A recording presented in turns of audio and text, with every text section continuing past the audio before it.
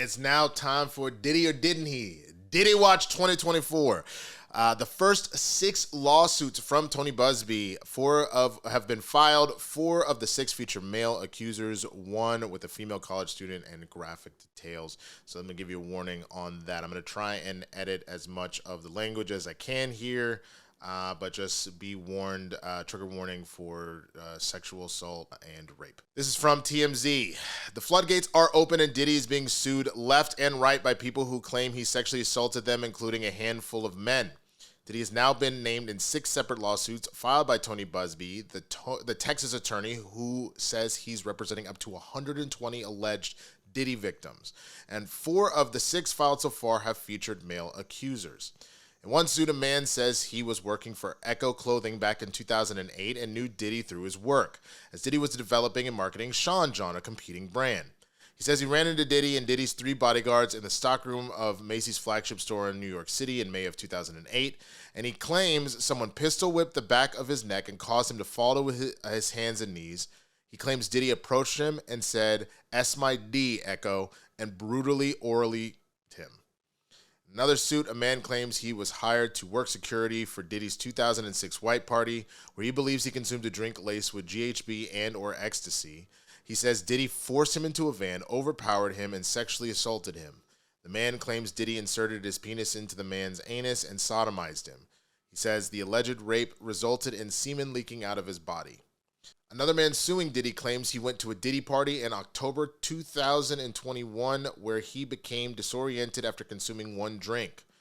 He says the room started spinning and the next thing he remembers is being in a bedroom paralyzed.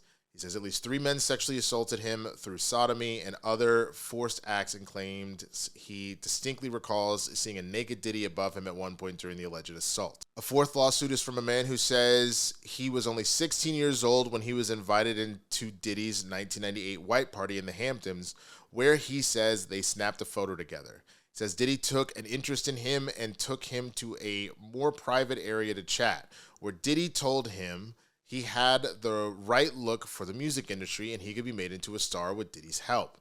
He claims Diddy abruptly told him to drop his pants and expose his penis for inspection, with Diddy saying it was a rite of passage and asking, "Don't you want to break into the business?" He says he succumbed and dropped his pants, exposing his penis, and claims Diddy cupped and held on to his genitals, squeezing and feeling them. In yet another lawsuit filing, it was alleged Diddy forced a college freshman to take her clothes off under the threat of violence, and once she was undressed, he forced himself on her and fondled, molested, and raped her, all while she was begging him to stop, at least according to the new lawsuit. The Bad Boy Records founder is being sued by a woman in Tennessee who claims she was only 19 years old and a freshman in college in 2004 when she got invited to Diddy's photo shoot across the street from her college campus in Brooklyn, New York. According to the lawsuit obtained by TMZ, the woman says she was flattered and excited to receive an invite from a celebrity like Diddy, so she went to the photo shoot with one of her girlfriends, where she says they met Diddy and were invited to an after party at a Manhattan area Marriott hotel. The woman says she and her friend agreed to go to the party and they were taken to the hotel by a member of Diddy's entourage. And when they got to the hotel suite and tried to mingle with guests, drinking and listening to music, they were instead grabbed and taken into a separate room. She says she asked the guy who took her to the room where they were going and he responded, "You know what you're here for." In the docs, the woman says she and her friend were then locked inside a room with Diddy, and she says he gave them drinks and told them to do cocaine that he had prepared for use on the table. She says she didn't want to do the coke, and Diddy continued getting gradually more aggressive with her and her friend to the point where he began touching them without consent. The woman says when they resisted, Diddy ordered her friend to perform oral sex on him and threatened to kill them both if she didn't. The woman says her friend compiled and begged Diddy to let them leave, to which he did not agree. In her suit, the woman says Diddy soon turned his sights to her and forced her to undress under threat of violence, allegedly forcing himself on her and sexually assaulting her. She says the door to the room ultimately opened. She believes it was due to her cries, and the security guard who had brought them to the room came in to ask if everything was all right. And that's when her friend bolted out of the room. The woman says she couldn't escape, though, because Diddy was still on top of her. The woman who is suing as a Jane Doe says Diddy got off to talk to the security guard, and the men left the room, and Diddy told her to stay, threatening to kill her if she left. She says she stayed in the dark room by herself for about 30 minutes until a different security guard came and told her she could leave. She says she got her things, left, and immediately called a taxi to her college dorm.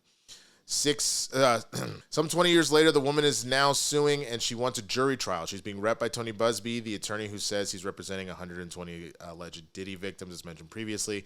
Diddy's bad boy corporations are also being sued, as is Marriott International. Buzbee says Marriott management was well aware of Diddy and his activities and looked the other way rather than intervene. Diddy's legal team is denying the allegations, telling TMZ, in court, the truth will prevail that Mr. Combs has never sexually assaulted anyone, adult or minor, man or woman. I continue to cover this because I really feel that Diddy needs to really be held accountable as this goes. This isn't a like the Amber Heard, Johnny Depp situation, which really felt like gross entertainment that people were amused by one way or the other. This is from the standpoint of you're talking about a man with an insane amount of power that clearly, based off of all these allegations, abused the hell out of it. At the very least, part of the reason why I am more inclined to believe all of this, by seeing the video of what he did to Cassie and knowing that she openly said she was afraid to speak out about anything because of threat of death and all of that, I am more inclined to believe every one of these stories that comes out. Now, I hold judgment on each individual lawsuit and story until they go through court. The evidence is presented, they're tried and all that kind of stuff. But even if Diddy didn't do all 120 of these lawsuits that are coming one way or the other, ain't no way, bro, that he didn't do a vast majority of these, or at least a number of them.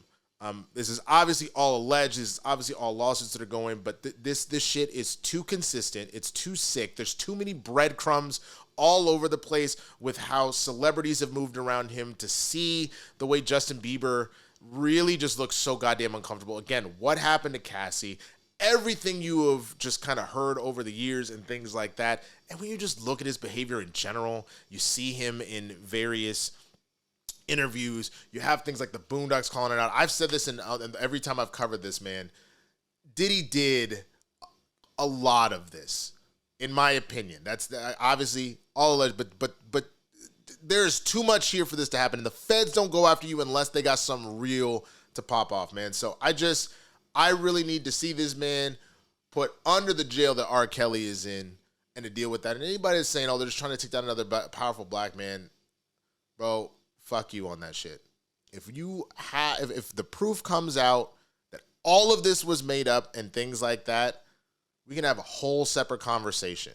But this is that situation where enough evidence has been presented to take it very seriously. We need to listen to every single victim that's spoken up here, and you weed it out. Anybody that is full of shit, I hope that they end up serving whatever time too, because you make the case harder for everybody that's trying to call out Diddy for this, and you make just cases in general for anybody that's gone through this that much harder. So if anybody is lying about their shit, you can go fuck yourself, and I hope bad things happen to you.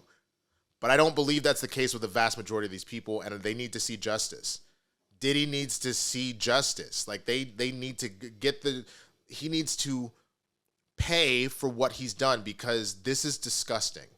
This is absolutely gross what you've done to this many people, and you've done it for so long, man. And like they say, power corrupts, and absolute power corrupts absolutely. And I think as Bad Boy became bigger and bigger, and people have said that, he's probably behind Pac and Biggie getting shot, The number of people that were about to speak on Diddy, and they mysteriously died of pneumonia. And so there's been talks about that. There is no doubt in my mind that the violence that has been talked about, not just the sexual violence, but the violence in general that Diddy has done, is very true. So let alone this. If Suge Knight's ass is out here calling you on some shit, man, well, those are my thoughts. What do you think about these latest allegations, man? Have you been following the story? Please let me know if there's anything that you want me to cover in Diddy Watch, Diddy or Didn't. Please let me know. Let me know in the comments.